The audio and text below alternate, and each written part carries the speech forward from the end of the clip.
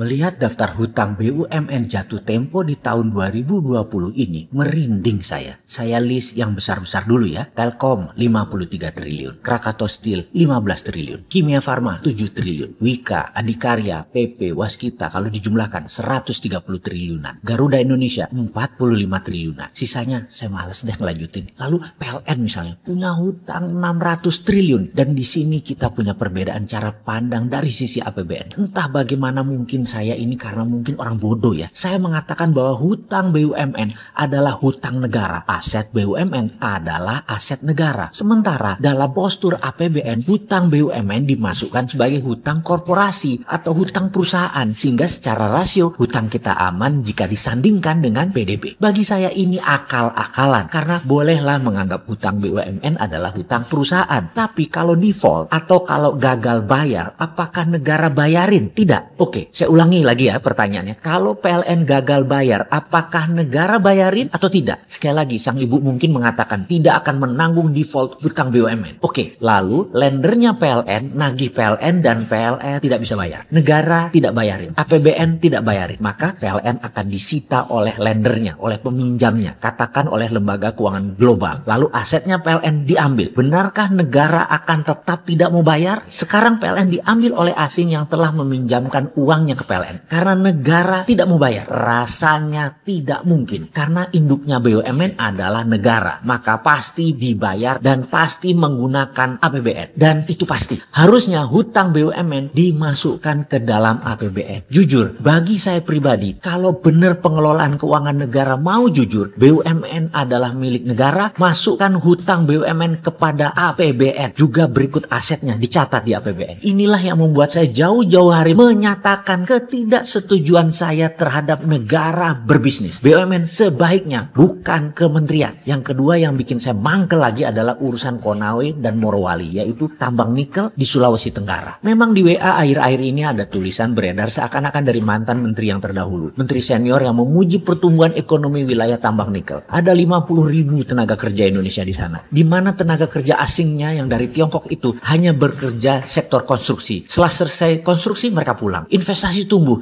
dan pendapatan daerah menjadi tumbuh luar biasa. Begitulah dia menulis. Tadinya saya mau diam aja, tapi kok sepertinya jadi kayak bener tindakan itu. Ya terpaksa kita buka-bukaan lagi. Pertama saya minta izin dulu ya. Urusan tambang jangan ragukan pengetahuan saya walaupun hanya sedikit. Namun dua perusahaan tambang saya yaitu CaOH 2 kali atau kalsium hydroxide dengan kapasitas 100 ton per hari adalah sebuah pengalaman panjang sejak tahun 1996. Kemudian pabrik litium kecil, belum skala komersial, namun cukup buat memahami apa itu dunia pertambangan, smelter, hingga proses pemurnian sampai finish produk. Pertanyaan pertama, apakah smelter nikel Konawe itu sampai pada tingkat finish produk atau hanya merupakan aktivitas untuk pembersihan impurity saja? Maksudnya bagaimana? Menurut saya, smelter modelnya di NPI atau Nickel Pig Iron itu akal-akalan Tiongkok. Itu mesin banci. Bener, mesin banci. Hanya membuang silikat dan unsur-unsur pengotor lainnya yang tidak memiliki nilai ekonomis. Namun, nikel, fero, lithium, kobalt, dan mineral rare earth lainnya dalam fraksi yang sangat kecil tetap tidak terbuang. Ini terangkut. Jadi masih terkandung di dalam logam